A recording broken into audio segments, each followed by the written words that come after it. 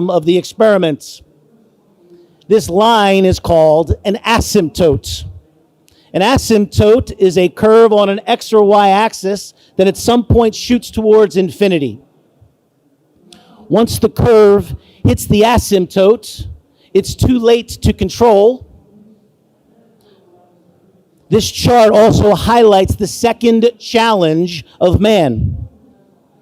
We base our future expectations on our recent experience with the past. So when looking at this problem, we aren't looking at the exponential growth happening before our very eyes. We're looking at the first 95% of the experiment, expecting it to be the same. We do not recognize the doubling occurring before our very eyes. Now, I want to highlight an asymptote, a deadly virus that has now become uncontainable. This is the debt of the United States.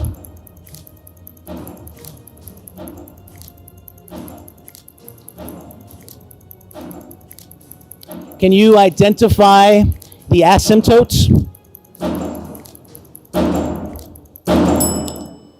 Donald Trump is on pace to double the debt of Obama, who doubled the debt of Bush, who doubled the debt of Clinton.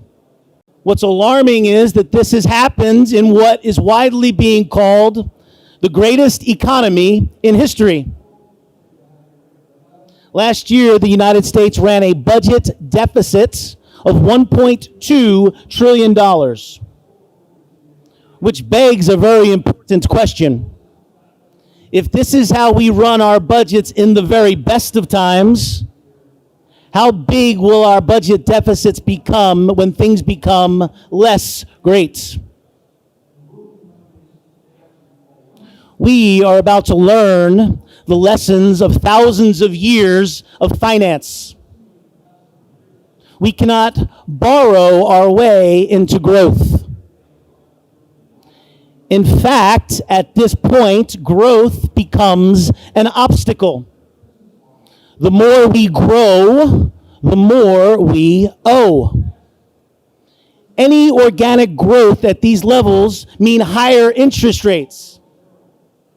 Higher interest rates mean higher cost to service debt. Any real growth will be immediately knocked down by this higher interest cost.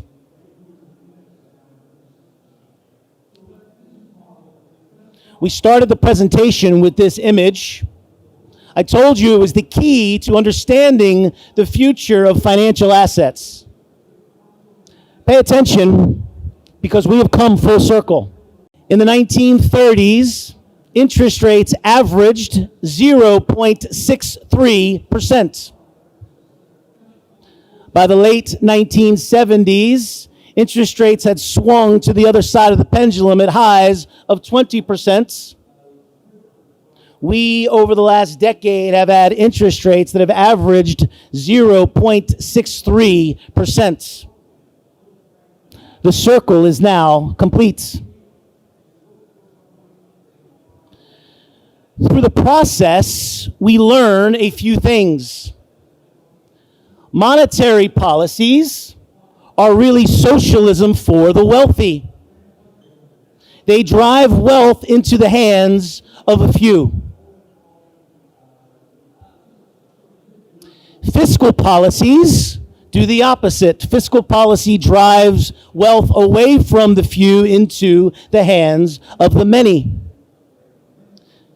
The fiscal programs launched in the 1930s continued, and as you can see, by the 1970s, the wealth distribution was the most even in history.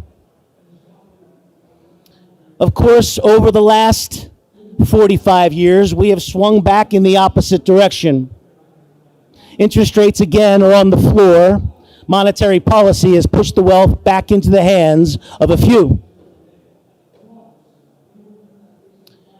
Mark Twain famously said, "History may not repeat itself, but it sure does rhyme." If you're trying to predict what comes next, allow history to be your guide. This is where we are today. This is what's coming. Central banks have created an unsustainable math problem. Does this current wealth line look familiar?